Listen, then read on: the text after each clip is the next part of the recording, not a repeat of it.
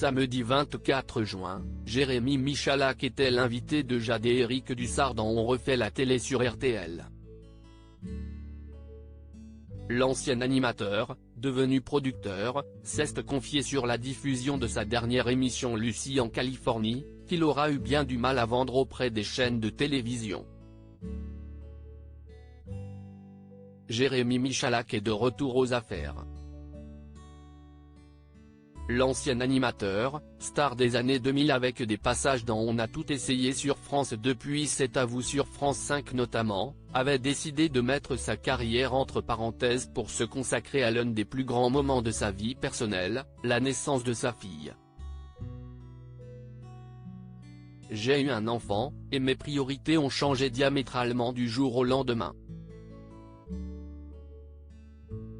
Je me suis dit, il va falloir faire un choix entre aller faire le con à la télé, faire des émissions etc.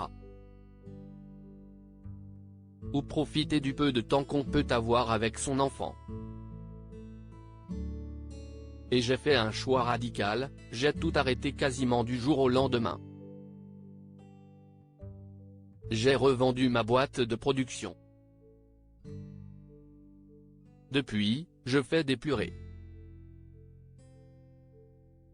Je joue à des jeux idiots et j'invente des histoires, a-t-il confié ce samedi lors de son passage dans On refait la télé sur RTL.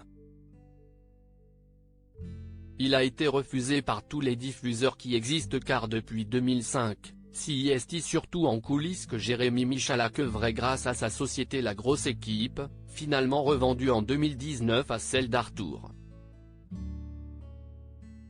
Ce qui ne l'empêche pas de garder sa casquette de producteur et d'animateur pour ses émissions avec Lucie Carrasco, la célèbre styliste qui l'accompagne à travers le monde. Mercredi prochain, c'est d'ailleurs en Californie que le duo se rendra pour un nouveau numéro sur France 5. Un programme qu'il aura pourtant eu bien du mal à proposer aux chaînes, ça a été plus que compliqué.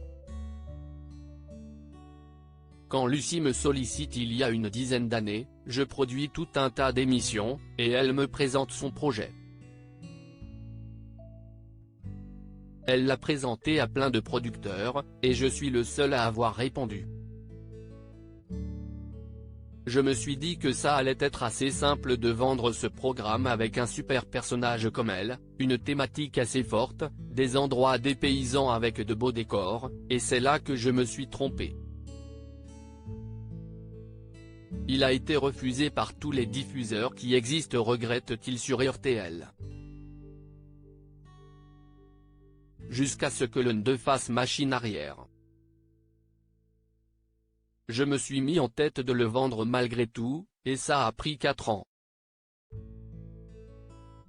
Le service public a accepté alors qu'il avait refusé de lancer le premier numéro, ajoute-t-il.